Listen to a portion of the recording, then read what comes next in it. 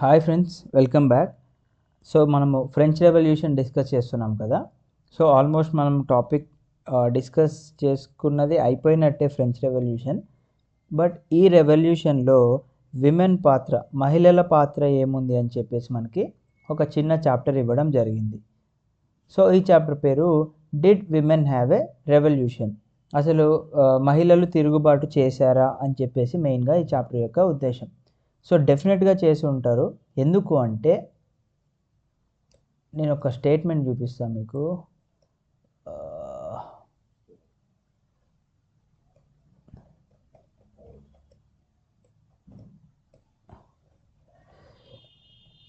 Right, ఇక్కడ ఏమి ఇచ్చారు? The declaration rights of man and citizen అని ఇచ్చారు. ఇక్కడ ఎక్కడ కానీ విమెన్ గురించి వాళ్ళు మెన్షన్ చేయలేదు. ఇంకొకటి, మనకి ఓటర్స్ని active citizens and passive citizens కింద మెన్షన్ చేశారు కదా. సో యాక్టివ్ సిటిజన్స్ అంటే మనకి 25 years అబోవ్ ఉన్న మెన్ ఎవరైతే మగవాళ్ళు ఉంటారో వాళ్ళకి ఓటింగ్ రైట్స్ కల్పించారు. ఇక్కడ విమెన్కి, చిల్డ్రన్కి అండ్ యూత్ బిలో 25 yearsకి రైటింగ్ ఓట్ అనేది కల్పించలేదు. అంటే ఇక్కడ క్లియర్గా డిస్క్రిమినేషన్ అనేది మనకి కనిపిస్తుంది కాబట్టి వాళ్ళు ఖచ్చితంగా రివోల్ట్ చేసే ఉంటారు. ఓకే, సో ఇక్కడ చూడొచ్చు మనము ఫ్రెండ్స్, ఇక్కడ మనం చూడొచ్చు Parisian women on their way to Versailles అని చెప్పేసి. సో వెర్సైల్స్ అనేది ఒక ప్యాలెస్ అన్నమాట. అంటే 1682కి ముందు దాన్ని కింగ్స్ వాళ్ళ యొక్క రెసిడెన్స్ లాగా, అంటే వాళ్ళు నివసించడానికి వాడేవారు. బట్ 1682 తర్వాత ఎప్పుడైతే కింగ్ లూయి 14 చనిపోతాడో దాని తర్వాత దాన్ని అబాండన్ చేసేస్తారు. దాని తర్వాత మళ్ళీ 1722 నుంచి దానికి రాయల్ రెసిడెన్స్ అధికారం ఇవ్వడం జరుగుతుంది. అండ్ అలాగే కింగ్స్ అక్కడే నివసిస్తూ ఉండేవాళ్ళు. బట్ ఎప్పుడైతే ఫ్రెంచ్ రెవల్యూషన్ అప్పుడు మనకి దాన్ని కంప్లీట్గా డెస్ట్రాయ్ చేసేస్తారు. సో ఇక్కడ చూడొచ్చు మనకి 5th October 1789, అంటే మనకి 14 July నుంచి రెవల్యూషన్ స్టార్ట్ అయింది కదా. సో జూలై తర్వాత August, September and October. So October 1789 మనకి విమెన్ ఇక్కడ వెర్సైల్స్కి మార్చ్ చేస్తున్నారు. చూడండి, వాళ్ళ చేతుల్లో కొన్ని గొడ్డళ్ళు ఉన్నాయి, హోస్ ఇవన్నీ పట్టుకొని మార్చ్ చేస్తున్నారు. అండ్ అలాగే ఇక్కడ ఒక విమెన్ కూడా లీడ్ చేస్తుంది గుర్రం మీద. సో వీళ్ళు కింగ్ దగ్గరికి మార్చ్ చేసి ఏం చేశారు, కింగ్ని వీళ్ళతో పాటు రిటర్న్ తీసుకొని తెచ్చేశారనమాట. సో మనకి స్టార్టింగ్ నుంచి చూసుకుంటే ఇక్కడ women were active participants in the events అని చెప్తున్నారు. అంటే మనకి మొదటి నుంచి విమెన్ కూడా చాలా యాక్టివ్గా పార్టిసిపేట్ చేసి ఫ్రెంచ్ సొసైటీలో చాలా ఇంపార్టెంట్ చేంజెస్ అనేది వీళ్ళు తీసుకురావడం జరిగింది, వీళ్ళు రివోల్ట్ చేసి. సో వీళ్ళు ఏమి ఉద్దేశించే వాళ్ళంటే వీళ్ళ ఇన్వాల్వ్మెంట్ ఉండడం వల్ల అక్కడున్న రెవల్యూషనరీ గవర్నమెంట్ మీద ప్రెషర్ తీసుకొచ్చి వీళ్ళకి కొన్ని ఏవైతే వీళ్ళు అనుకున్నారో ఆ పనులు జరిగే విధంగా వీళ్ళు రివోల్ట్ చేయాలని చెప్పేసి అనుకున్నారు. బట్ దాంట్లో కొన్ని పనులు వీళ్ళకి ఫేవర్గా జరిగినాయి అన్నమాట. And most of the women of the third estate had to work for living. Already మనం ప్రీవియస్ చాప్టర్లో చెప్పుకున్నాము, ఎవరైతే మెన్ ఉన్నారో వాళ్ళు ఆర్మీలో జాయిన్ అయిపోయి వాళ్ళు వార్స్కి వెళ్తూ ఉంటే మహిళలే ఇక్కడ పనిచేస్తూ ఉండేవాళ్ళు అనమాట. సో వాళ్ళు ఇళ్లలో బట్టలు ఉతకడం కానీ, పూలు అమ్ముకోవడము, ఫ్రూట్స్, వెజిటేబుల్స్ ఇవన్నీ మార్కెట్స్లో అమ్ముకుంటూ ఇలా చిన్న చిన్న పనులు చేసుకుంటూ వాళ్ళ జీవనం కొనసాగిస్తూ ఉండేవాళ్ళు. And most women did not have access to education or job training. So ఇక్కడ చూడండి మనకి అట్లీస్ట్ విమెన్కి ఎడ్యుకేషన్కి కూడా ఇక్కడ యాక్సెస్ లేదు. అండ్ అలాగే జాబ్ ట్రైనింగ్కి కూడా వాళ్ళకి యాక్సెస్ లేకుండా అయిపోయింది. ఒక పక్క ఓటింగ్ రైట్స్ కూడా లేవు వీళ్ళకి. And only daughters of nobles or wealthier members of the third estate could study at a convent. So already మనము ప్రీవియస్ చాప్టర్స్లో కూడా చూసాం, ఎవరైతే రిచ్ పీపుల్ ఉన్నారో వాళ్ళే ఎడ్యుకేషన్ ఎఫోర్డ్ చేయగలరని. సో మోస్ట్ ఇక్కడ ఎవరైతే నోబుల్స్ అంటే బాగా తెలివైన వాళ్ళు అండ్ వెల్తియర్ మెంబర్స్ ఎవరైతే ఉన్నారో వాళ్ళ యొక్క పిల్లలు మాత్రమే కాన్వెంట్కి వెళ్ళి చదివే అవకాశం ఉండేదన్నమాట. దాని తర్వాత వాళ్ళ ఫ్యామిలీస్లో వాళ్ళకి మ్యారేజ్ కూడా కుదిర్చేవాళ్ళు.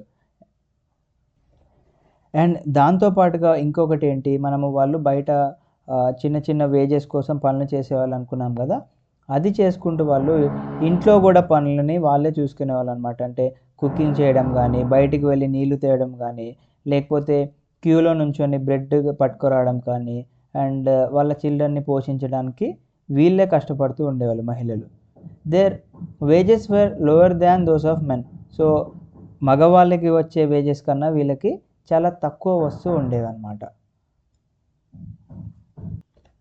సో మనం చూడొచ్చు, మనకి పాత రోజుల నుంచే మనకి విమెన్ని ఎంత అణిచివేశారో మనకి ఇక్కడే అర్థమవుతుంది.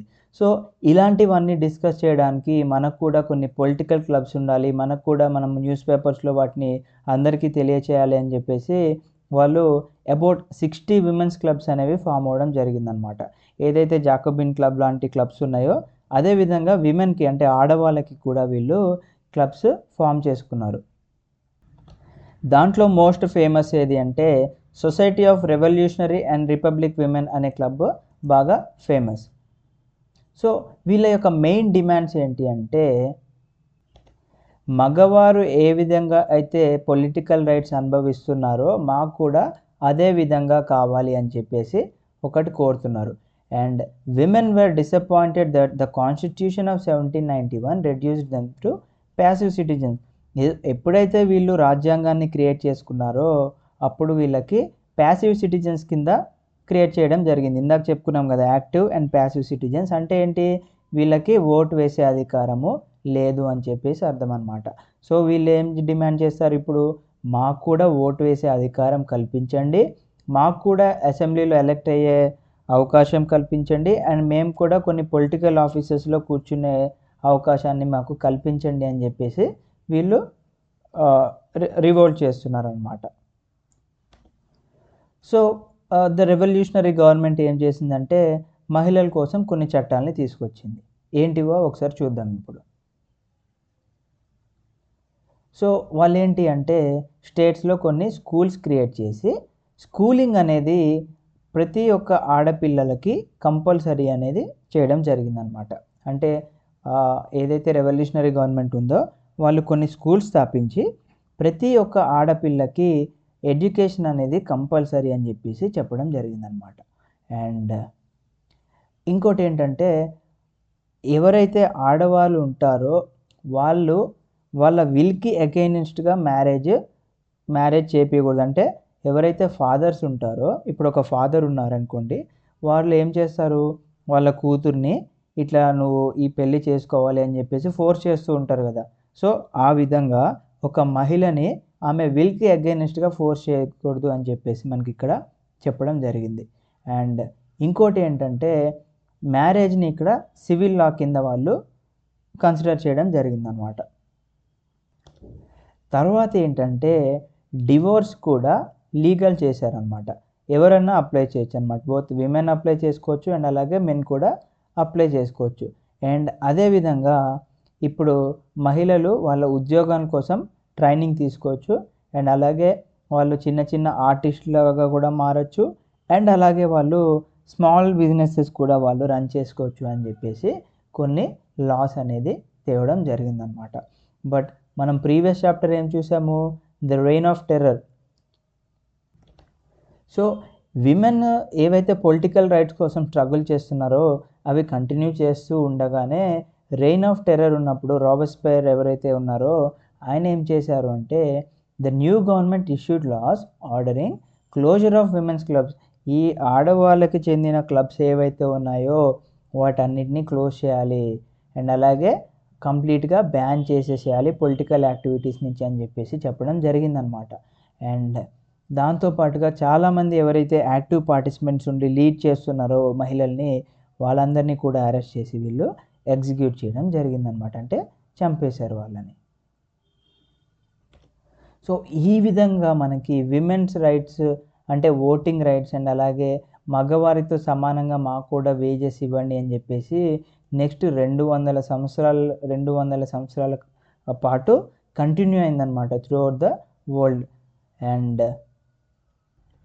ఫైనల్గా మనకి 1946లో ఫ్రాన్స్లో ఉన్న మహిళలకి ఓటింగ్ రైట్ కల్పించారనమాట. అంటే వాళ్ళు ఎప్పటి నుంచో ఫైట్ చేశారు మాకు ఓటింగ్ రైట్స్ కల్పించాలని. 200 సంవత్సరాల ముందు నుంచి ఫైట్ చేస్తే 200 ఇయర్స్ తర్వాత వాళ్ళకి ఓటింగ్ రైట్స్ కల్పించడం జరిగిందనమాట. సో ఫ్రెంచ్ మహిళలు ఆ రెవల్యూషనరీ టైంలో పార్టిసిపేషన్ని దాన్ని ఒక ఇన్స్పైరింగ్ మెమరీ కింద కన్సిడర్ చేస్తున్నారు ఇప్పుడు ఉండేవాళ్ళు. అండ్ దీంట్లో ఒక అంటే చాలామంది మహిళలు పోరాటం చేస్తారు. బట్ దాంట్లో చాలా ఒకళ్ళిద్దరు బాగా ఫేమస్ అవుతూ ఉంటారనమాట. సో ఇక్కడ ఒక మహిళ గురించి ఇవ్వడం జరిగింది. The life of a revolutionary woman Olympe de Gouges అని చెప్పేసి మా పేరు. 1748 నుంచి 1793 దాకా. సో ఈమె ఏం చేశారు? She protested against the constitution and the declaration of rights of man and citizen as they excluded women from the basic right. So ఈమె మెయిన్గా దేని మీద ఫైట్ చేసింది అంటే కాన్స్టిట్యూషన్ మీద, రాజ్యాంగం మీద ఏమైనా ఫైట్ చేసింది అంటే, మీరు ఓన్లీ ఎవరికైతే అక్కడున్న మగవాళ్ళకి అండ్ సిటిజన్స్కి డిక్లరేషన్ రైట్స్ ఇచ్చారు, మమ్మల్ని దీంట్లో నుంచి ఎక్స్క్లూడ్ చేశారు అని చెప్పేసి ఈమె ఫైట్ చేయడం జరిగిందనమాట. సో ఈమె 1791లో the declaration of the rights of women and citizen అని చెప్పేసి ఈమె కూడా కొన్ని స్టేట్మెంట్స్ ఇవ్వడం జరిగిందనమాట. ఏదైతే మనం ఇందాక ప్రీవియస్గా చూసుకున్నామో declaration of rights of man and citizen కింద, అదేవిధంగా ఈమె కూడా మాకు కూడా కొన్ని అలా రైట్స్ ఉండాలి, మాకు కూడా కొన్ని రూల్స్ ఉండాలని చెప్పేసి ఈమె రాయడం జరిగిందనమాట. అండ్ ఇది ఈమె డైరెక్ట్గా ఎవరికి అడ్రస్ చేసింది అంటే క్వీన్కి అండ్ అలాగే నేషనల్ అసెంబ్లీ ఉన్న మెంబర్స్కి అడ్రస్ చేసి దీని మీద మీరు చర్య తీసుకోవాలని చెప్పేసి చెప్పింది. అంతేకాకుండా ఎప్పుడైతే the rain of terror start అయిందో అప్పుడు జాకోబిన్ క్లబ్స్ని అప్పుడు జాకోబిన్ గవర్నమెంటే కదా మొత్తం క్లోజ్ చేయించింది. సో ఆ జాకోబిన్ గవర్నమెంట్కి అగెయిన్స్ట్గా వెళ్ళిందనమాట ఈమె. మీరు ఎందుకు మమ్మల్ని విమెన్స్ క్లబ్ని క్లోజ్ చేపిస్తున్నారని చెప్పేసి ఈమె అగెయిన్స్ట్గా వెళ్ళిందనమాట. బట్ మనకు తెలుసు కదా ద రెయిన్ ఆఫ్ టెర్రర్లో ఎవరైతే అగెయిన్స్ట్గా గవర్నమెంట్కి వచ్చారో వాళ్ళందరినీ ఎగ్జిక్యూట్ చేయడం జరిగేదన్నమాట.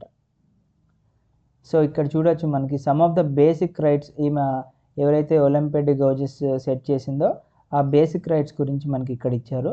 ఒకసారి మీరు వీడియో పాజ్ చేసుకొని చదివితే మీకు ఒక క్లియర్ అండర్స్టాండింగ్ అనేది ఉంటుంది.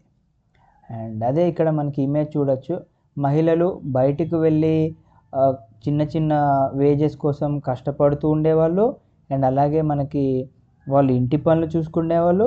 అండ్ అలాగే బ్రెడ్ కోసం ఈ విధంగా వాళ్ళు క్యూస్లో నించోవాల్సి వచ్చేదన్నమాట బేకరీస్ దగ్గర. ఓకే, సో అది ఫ్రెండ్స్. నెక్స్ట్ చాప్టర్ వచ్చేసి ద అబాలిషన్ ఆఫ్ స్లేవరీ గురించి నెక్స్ట్ వీడియోలో చూద్దాము. Thank you friends. జై హింద్.